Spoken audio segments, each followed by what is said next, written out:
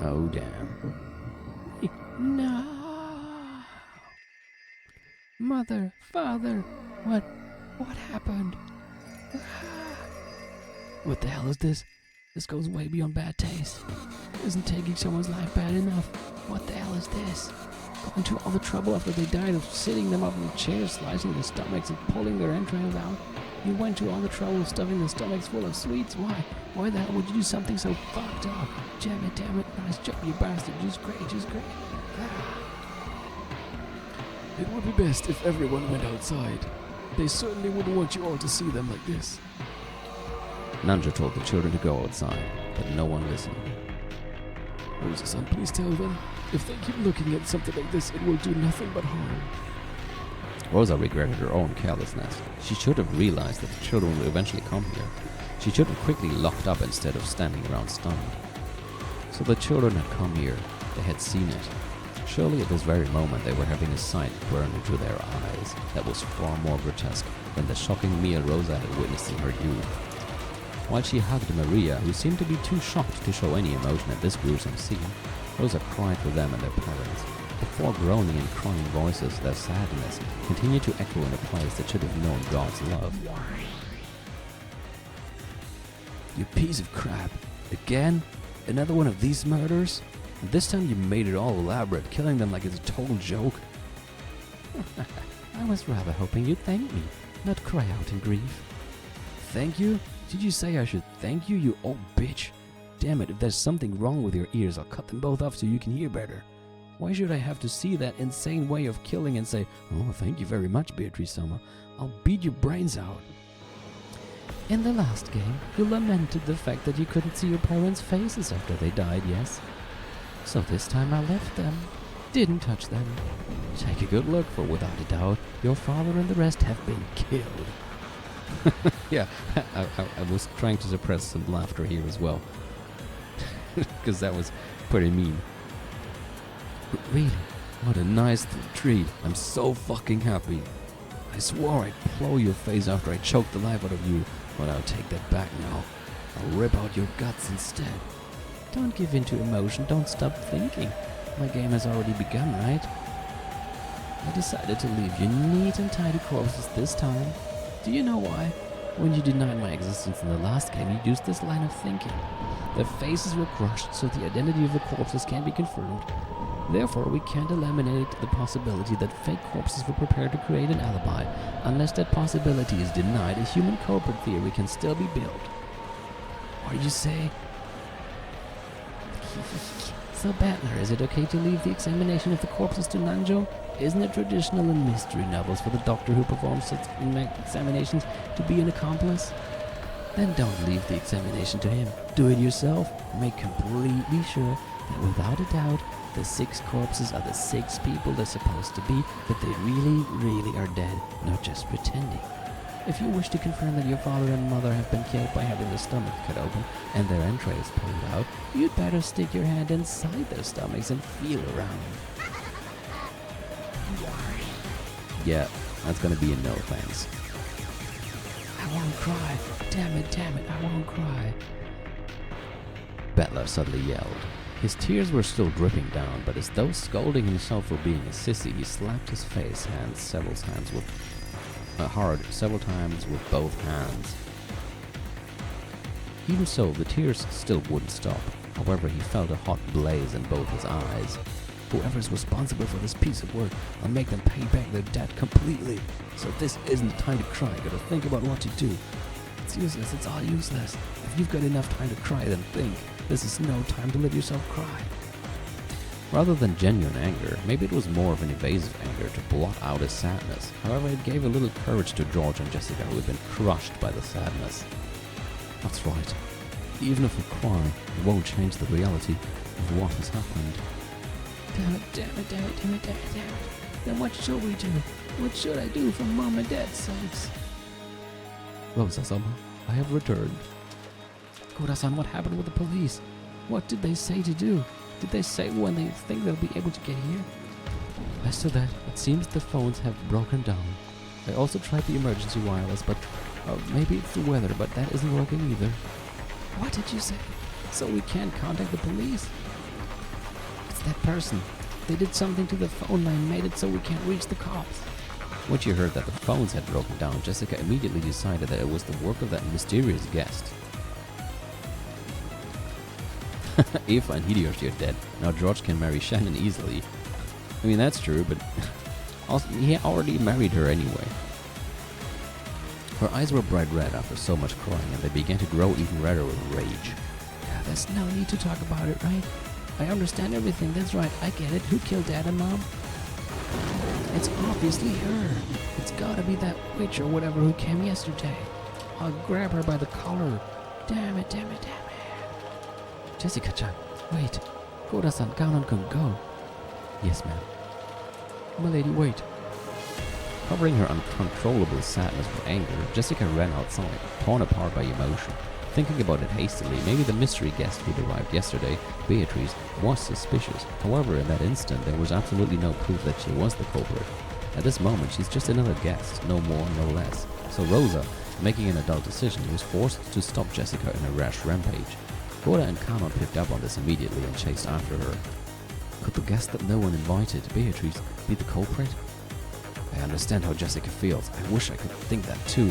It doesn't matter who, I want someone to be the culprit so I can bash them right in the face.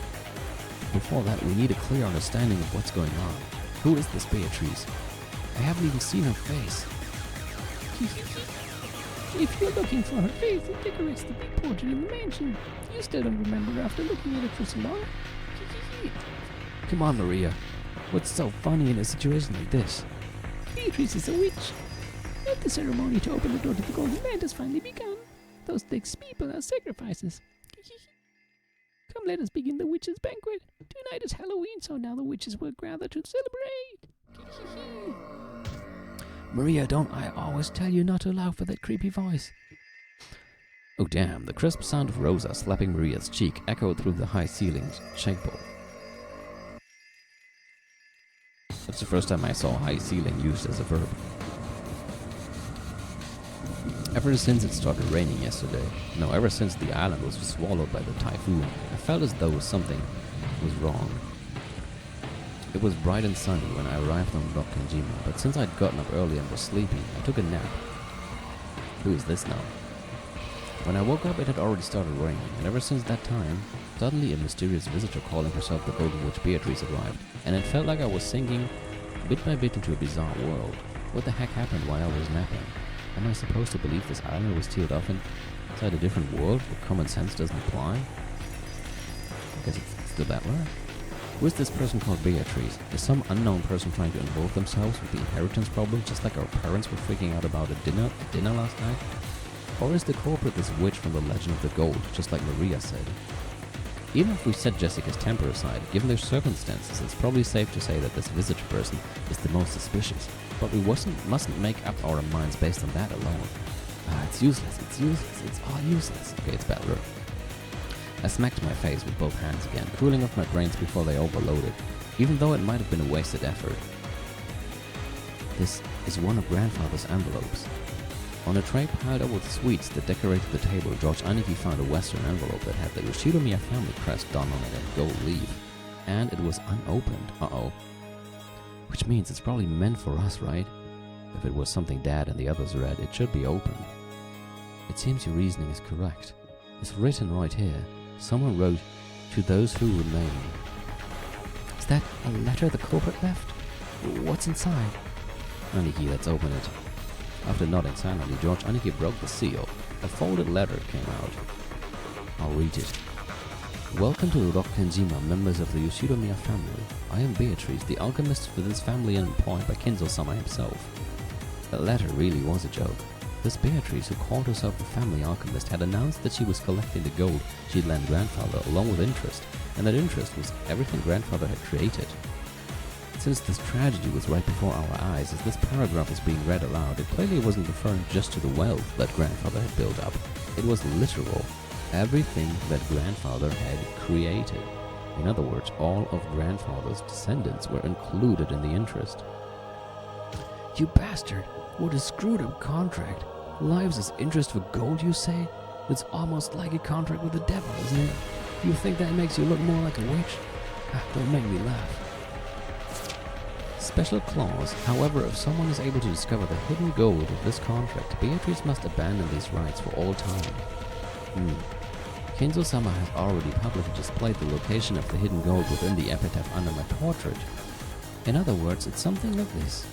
If these murders represent her collecting interest, then she's telling us to try and find the gold she gave grandfather if we want her to stop. And she's also saying that the secret pointing to the gold is hidden in the portrait epitaph. So basically, this is a letter of challenge from the witch. She's telling us to try and solve the code that points to the hidden gold if we can. And if we can, she'll keep collecting the interest as planned. I'll beat you to death, bring it on. Balakun. Look.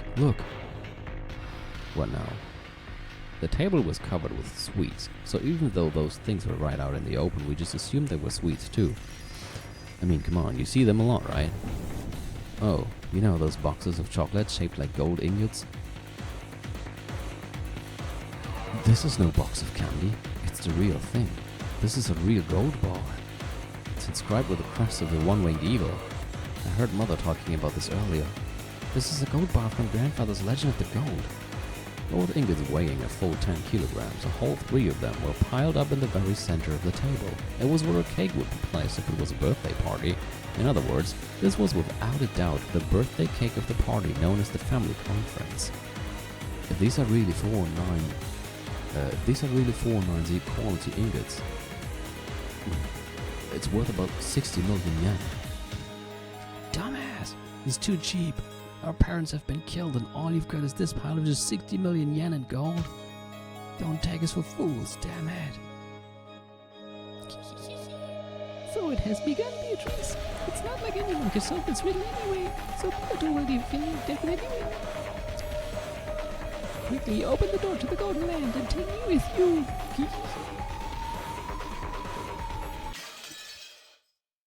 Okay.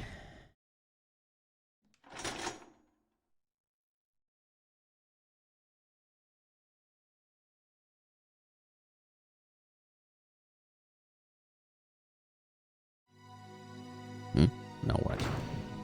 Well, let's see how much longer ago, maybe for half an hour. My lady, please calm yourself. We still don't know who the culprit is, and Beatrice-sama is an important and honored guest of the Masters. So what? If we grab her by the collar, she'll definitely confess. If I can just look her in the eye, I'll know. I'll see through her. A witch, Beatrice? Yeah, right. I'll expose her. Jessica never stopped moving. Goda and Kanon chased after her, doing her best to convince her to stop, but Jessica never lent them an ear. Eventually the witch's VIP room came into view. This VIP room was always sealed and never used. No matter what kind of guest came, Kenzo wouldn't let them in there. And yet, the servants were always made to clean this room so that it could be used at any time. So the servant had started calling this room the witch's VIP room after the second shapeless master. Jessica knew about this too, and she couldn't forgive the arrogance of the one who called herself a witch by staying in that room. The Golden Witch was just a fairy tale. Come on, a witch? To Jessica, she was nothing more or less than the murderer who had brutally killed her parents. Question her, hear her pitiful excuses, make her splutter in pain, gasp in anguish. No matter how hard she pretends to be a witch, I'll teach her that she's just a stinking, sweaty human. As Jessica yelled with all of her strength, she hit the door to the VIP room. It definitely wasn't a knock. That sound was the beating of her anger's hammer, as if she was determined to break the door down if it wasn't opened. Open up, Beatrice. Come out. You hear me, right? Open up. There was no answer. Jessica grabbed the doorknob without any reservation, but she felt the resistance of the lock. She turned around to look at the two servants and spoke. The master key will unlock this, right? Use it. But my lady, that would be horribly rude. Although Goda was flustered, he still tried to somehow calm Jessica's anger. After hanging his head silently for a while, Kanon pulled the master key from his jacket pocket. Kanon-san, are you sure? Yes, I'm fully aware it would be rude if she happens to be in there. At any rate, if Beatrice had nothing to do with that incident, all she has to do is give us a satisfying explanation. That's right, exactly. Let me borrow that. Jessica snatched the master key from Kanon's hand and violently shoved it into the keyhole. Immediately there was a small sound and she felt the lock click. Then without asking permission, she flung the door open. Beatrice, where are you? Come out. Jessica rudely stepped into the room. The witch wasn't anywhere to be seen. That bitch, she's not here. Where the hell did she go? Yes, she doesn't seem to be here. Jessica, thinking she might be hiding somewhere inside the room, peeked behind the curtains and under the bed, but she couldn't find anyone. However, there definitely were signs that the bed had been used, and though it was only a vague sense, the atmosphere in the room felt a little soft. It wasn't the hard atmosphere of a place normally devoid of people, like the chapel. You could definitely tell that someone had spent the night in this room, but she could not be seen. In reality, neither Jessica nor Gora had met Beatrice. They had only been told by those who had met her that she looked like a double of the character in that portrait. So they... or double, I guess. So they were... Is it double here? So they were doubtful about what her face really looked like. However, Kanon alone had met her. He understood what kind of being that witch was, what kind of personality she had. So he knew that forcing their way in here in search for her definitely wouldn't work out. She must be watching us bitterly flail about in vain from somewhere, sneering at us. She's that kind of person. Because he was looking at things that way, Kanon was the first to find it. The other two were concentrating on finding the shadow of a person, so they didn't notice. Near a water jug on the side table, there was a single sheet of letter paper. On it was a short message. Okay, double. Short message, and nearby was a fountain pen, which had probably been used to write it. Kanon had already come to understand the witch. After finding the corpses, they'd been overcome by rage and barged in here only to find no one, so of course the witch would mock them. You can't mock someone unless they know they're being mocked. So in other words, that's what this must be. Milady, there's something written here. Something written? What? Jessica dashed over and violently snatched the piece of paper away. She probably wasn't trying to be violent, she just couldn't control her strength right now. What the... Don't fuck with me. As soon as she read the message, Jessica went into a wild rage, crumpled the paper up and threw it. Then she grabbed the light stand by the bedside and violently swung it around, mercilessly hitting the walls and furniture with it. The light bulbs all shattered at once, and the fragments were scattered across the room. Milady, please calm down. You'll hurt yourself. Let go. Damn it, damn it. Come out, Beatrice. How could you do that to Mom and Dad? You think you scare me? I'll kill you, I'll kill you, I'll kill you. I beat you to death, so show yourself. I told you to let go of me, damn it. This was written on the paper. Did you think I'd be that senile to just sit around here waiting for you to come barging in? You're way too inelegant for this intellectual night. I can only imagine what the parents who raised you to be such a moron must have looked like. Oh right, I saw them. They looked just as moronic as you. Now their bellies are full in the land of sweets. Damn. It was the sort of thing that witch would write. It meant she'd predicted that one of the children who'd lost their parents would come running in here. Also, I like the song. If she's hiding somewhere in this room, she must be rolling around laughing now. The witch was that kind of person. She sneered at people's misfortune, using it to stave off the boredom of 1,000 years. Hand it over. I'm telling you, you'll hurt yourself. I told you to let go. Damn it, damn it. Ah. Gora snatched away the light stand Jessica had been holding. After all, if she kept swinging it around, she might end up smashing it against something which could cause serious injury. To Gora's eyes, Jessica probably looked mad with rage, burning herself up with the flames of anger, but Kanon's eyes saw it differently. Those were probably tears of sadness hidden by rage. So, when the light stand was taken from Jessica, when she started crying on the floor, scratching at the carpet almost as though she was groveling, Gora was surprised, but Kanon was not. Of course, she had lost her means of crying by lashing out in rage. Mom. Considering that she was a daughter of the Shiromiya head family, she was in a very shabby state. She scratched at the carpet with her fingernails, and even her feet were scratching. Jessica cried very, very hard, because if she didn't, her rage would start building up again and swallow her up. But over and over again she remembered that humiliating message. I can only imagine what the parents who raised you to be such a moron must have looked like. Don't you call them morons. Both Dad and Mom were smart. Unlike me, they were really smart. Don't you call them morons. Take it back. Take it back. Yeah, especially Natsuhi. I'm sad that shotgun-wielding Natsuhi is gone. Alright, I saw them and they looked just as moronic as you. Now their bellies are full in the land of sweets. Ah, damn it. I'll kill her and slice open her stomach and see how she likes it. Oh, I was about to say, isn't she gonna have her asthma attack at some point if she keeps doing this? As Jessica cried and screamed, she triggered an asthma attack. The servants watching over her hurriedly ran up to her and rubbed her back, but that only provoked Jessica's wrath. The hell? If you've got the time to do that, search for that bastard. Find him and bring him here. If you won't go, I will. And I'll kill him with my own hands and slice open her stomach. Don't touch me, damn it. Jessica got up unsteadily, and as her asthma continued, she went out into the hallway. Milady, your medicine, quickly. I will call Dr. Nanjo. Goda-san, would you leave this to me? Kanon had noticed. Goda, who was vastly separated from her in age, probably couldn't sense the tears in Jessica's heart. Kanon, who had noticed, had to be the one to support her. Kanon-san, are you sure? I believe Milady needs some time to cry right now, considering that she saw her parents killed like that. You're right. Goda also understood, and he knew that Jessica and Kanon had shared a vague relationship with each other, so he understood everything and left it to Kanon.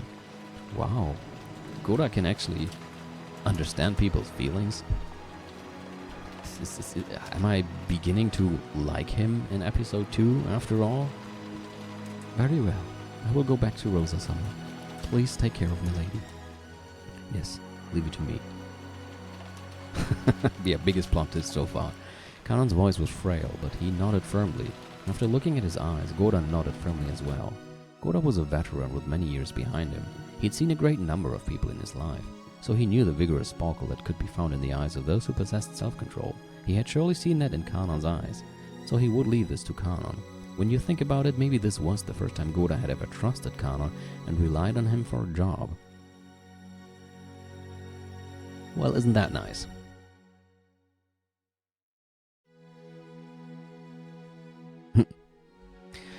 Jessica, still suffering from her asthma, seemed to be heading towards her room, though she kept leaning against the wall. Uh-oh, you know what I just realized? George and Shannon are not the only ones who could be killed at the second Twilight.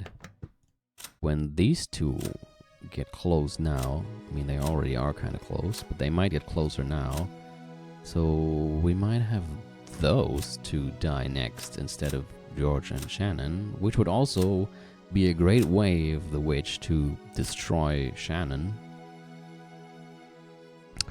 like attitude, make her suffer.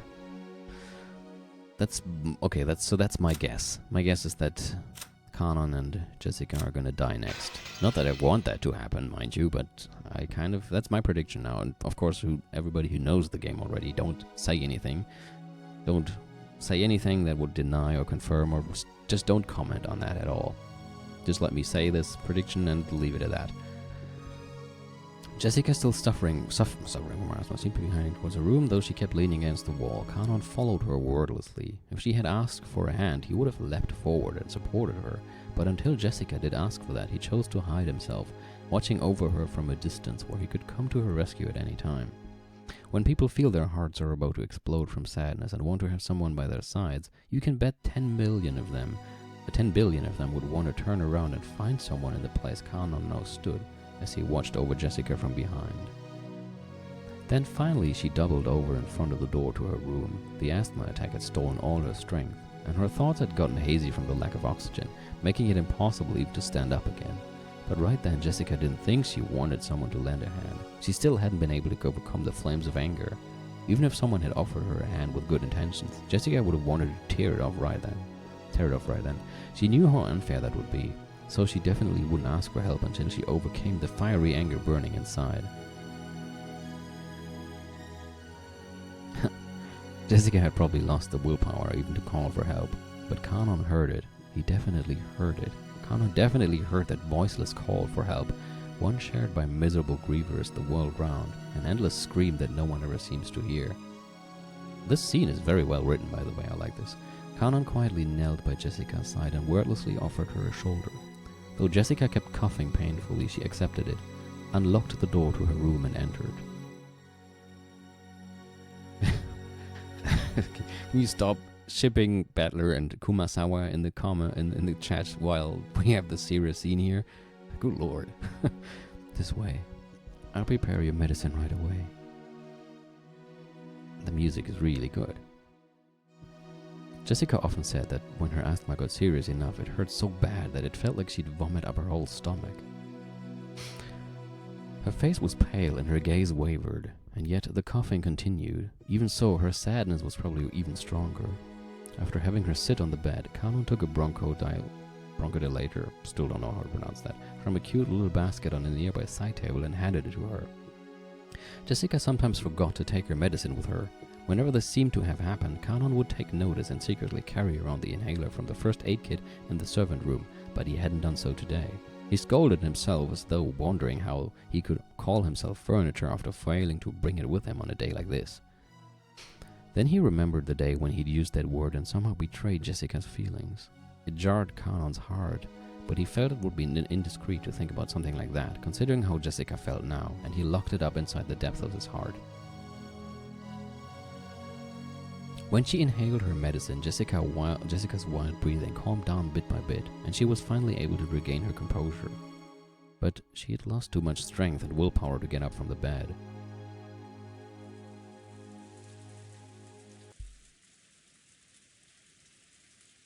Are you alright, milady? I'm alright. I'm all messed up over Mom and Dad, but after I cry a bit more, I'll be alright.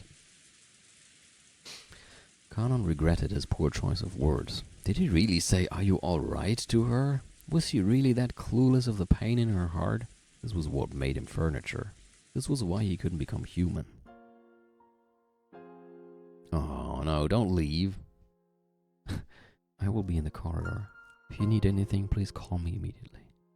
Kanon understood that she still needed some time to cry alone. He told her to call him at any time, bowed, and tried to leave the room. Do you need something?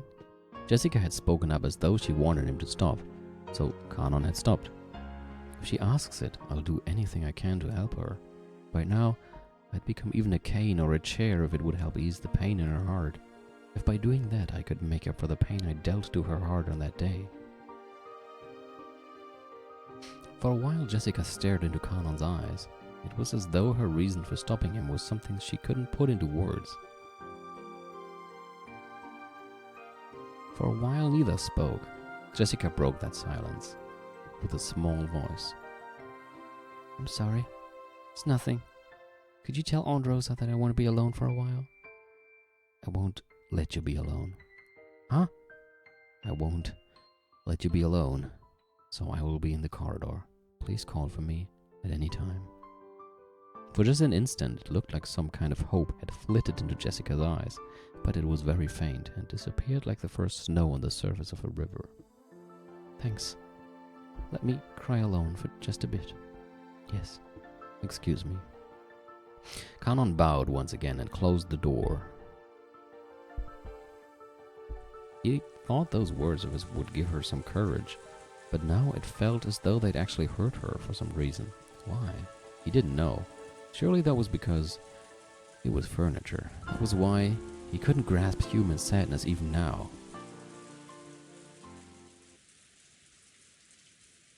As Kanon repeatedly questioned himself, he walked down the corridor. He felt like the window at the corridor's end was coolly calling to him. In the end, am I nothing more than furniture after all? It was still pouring outside, a dark grey world. Even on days like this, Shannon would surely see the ocean and know that it was blue. But to my eyes, even if it cleared up, I would only see grey.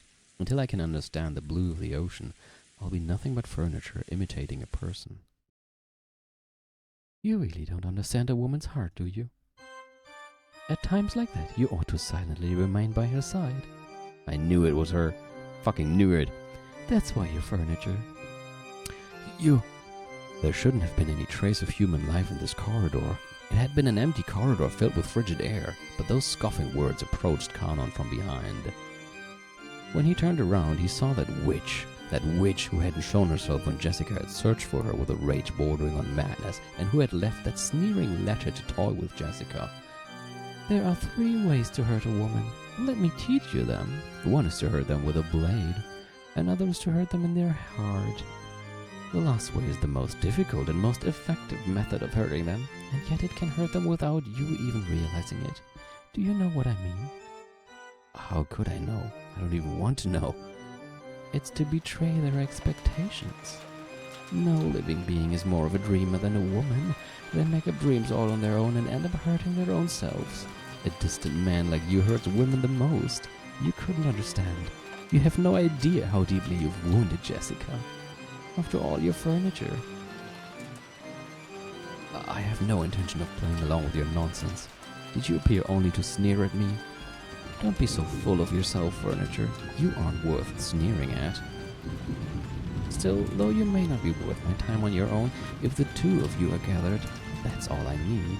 The pleasure that comes from laughing at the fates of young couples never tires me. What did you say? You don't mean Milady's going to be... I need 2 who are clothes for the sacrifices of the second twilight. I called it. I called that shit. The 2 of you truly are convenient. Wait, don't misunderstand. Milady and I don't have that kind of relationship. We can't become the sacrifices for the second twilight. Oh, I think she has a different opinion on that. Oh, damn. Okay, so... That's why you hurt Jessica. That's why you cannot become human. Then there should be no problem. If you won't admit you have feelings for Jessica, I can accept that. But I will kill her. Why? You idiot. Isn't it obvious? It'll be fun to kill her and see your face twist in pain. Why else? Beatrice is not a democracy. Yeah, I can see that. Following the rules of the ceremony, 13 people will be sacrificed on my whims. However, there's no rule that says I can't kill more. If it amuses me, I can kill any number of people. So I will. Make me laugh as hard as I can. Canon the furniture.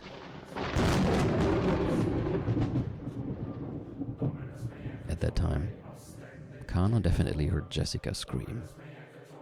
Damn music. When he blinked and looked down the corridor, the witch who'd supposedly been there so nonchalantly just a second ago was gone. At that moment, he was just standing there all alone in the corridor doing nothing. And the person he wanted to protect was asking for help from far away in that direction. It was obvious what he should do. It wasn't logical. It was an electric reflex, without a trace of hesitation or distraction. There was a person he wanted to protect and she was asking for help. And at that moment he genuinely wanted the person by her side to be him. When he flew into Jessica's room, the scene that greeted his eyes was a bizarre one. The room had become a fantastical world where a blizzard of gold-colored specks danced, almost as though gold leaf had been scattered inside a snow globe. No, that's not it. I've seen this spectacle before. This isn't gold leaf. It's countless golden butterflies, Beatrice's minions. Jessica was surrounded by countless butterflies, waving her hands around, trying frantically to drive them away. Milady, Kanagon, help! Kanan rushed towards Jessica and violently brushed the cloud of butterflies away. This is not going to end well, is it? The butterflies, which were sickening despite their beauty, surrounded Jessica's face, trying to crawl in through her mouth and nose. Good lord, holy... Jessica choked violently, almost as though the butterflies were triggering an asthma attack, mocking her. But when Kana ran towards her, the butterflies stopped attacking and began to dance an elegant rondo around the pair. Kanagon. It's okay. While there's still life in me, I won't let anyone lay a finger on you. That just means you have to die first. Come out, Beatrice. Are you happy now? As he stood guard in front of Jessica, who was using her inhaler and seemed to be in pain, Kanon yelled into the empty air. And when he did, the empty air did indeed laugh back, satisfied.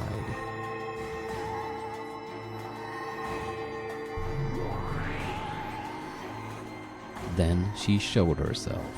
It wasn't in response to Kanon's demand, it was obviously because appearing and sneering would bring them even more humiliation, and plus it was more fun.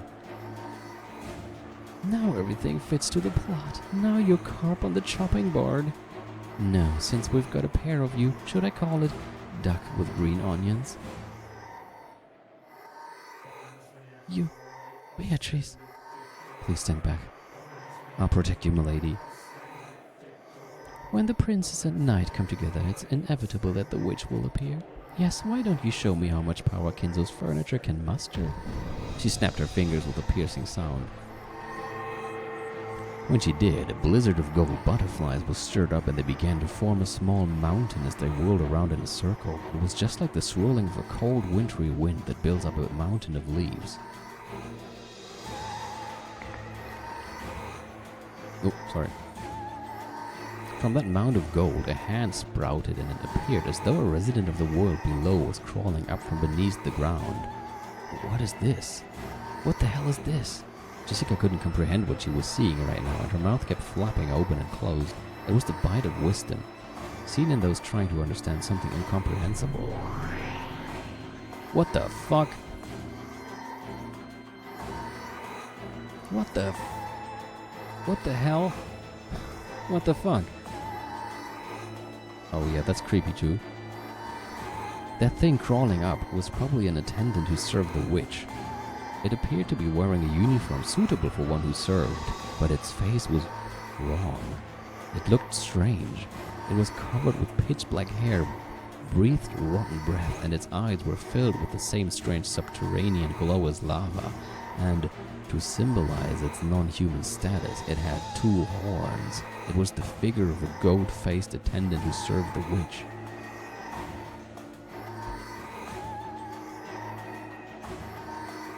Oh yeah, that also doesn't look nice. By now, Jessica had no idea what she should say. All this happening in front of her couldn't be explained with common sense, and she couldn't do anything except open and close her mouth. Jessica hadn't realized that this island had already been cut off from the rules of our world, but there were some things even she could understand. This gold attendant served the witch and was after her life. And apparently the witch had already given it the order. She was looking at Kanon with an expectant gaze. She looked at him with an expectant and therefore challenging gaze, as though asking him how he intended to protect this maiden. Though the attendant had looked especially bestial while crawling to its feet, you could see in the way it carried itself that it possessed more than enough grace to be worthy of serving the Golden Witch, and you could tell that it was overflowing with the joy of furniture wanting to meet its master's expectations. Well then, why don't you show me? Let's see the power of Kinzo's furniture. This time, don't get the wrong idea, okay? Don't forget that your furniture, got it? If you try to continue playing the human even now, this won't be settled by your death alone. The goat attendant made what seemed to be a silent, respectful bow. Was it directed at its master, or was it offered to Kanon, its opponent? Then on the attendant's hand, a blade of wicked malice appeared. Holy shit! It's like the thing from Halo. The sword. What the hell is that? Jessica had been able to understand what was happening before her eyes for a while now. Yeah, not surprised. All she understood was that this glow in front of her existed for the purpose of ending her life, and right now, that was enough. Kanon spoke quietly to Jessica, who was hiding behind his back. "Milady, please stay back against the wall. Never let your back leave the wall." What? It's only right for the maiden to hide behind the great knight's back. I do hope you enjoy the pleasure of having your life protected by a man. Now, Kanon, let's have a look at your blade. Does he have one?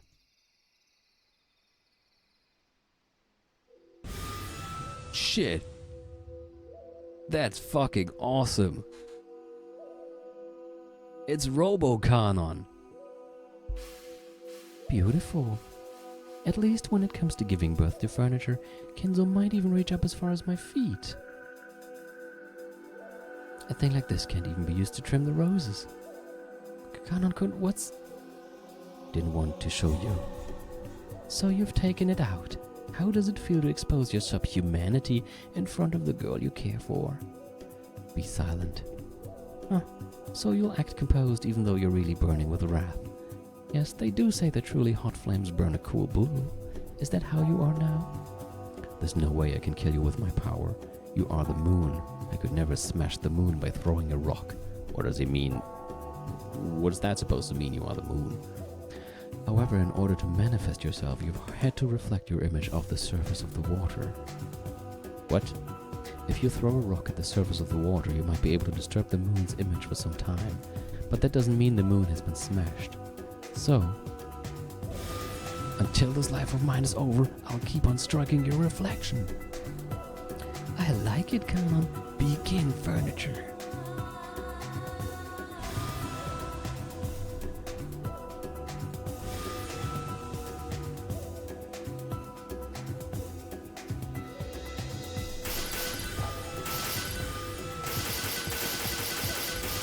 Damn.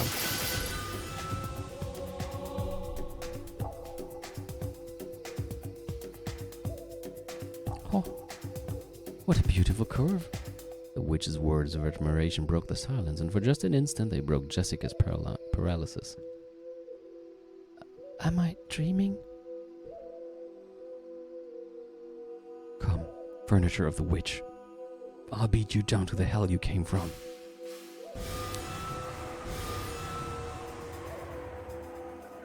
Doesn't really like to talk, huh?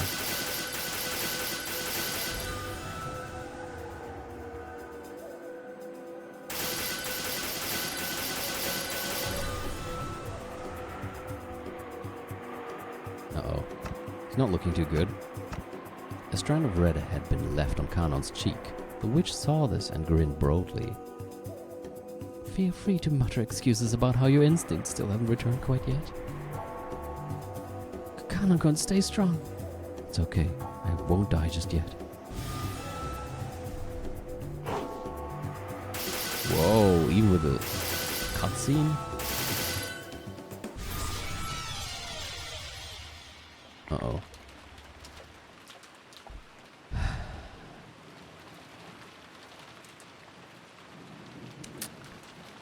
Well, you know what?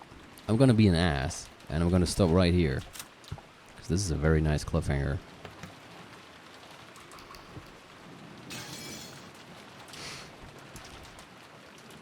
And now I'm just waiting for the angry comments in the chat. No, but I wanted to stop at around 10 past 10 anyway. Wanted to do about 3 hours, which I have done since I started earlier.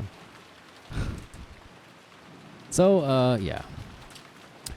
But we'll just have to wait 7 days, and then we'll see how this continues.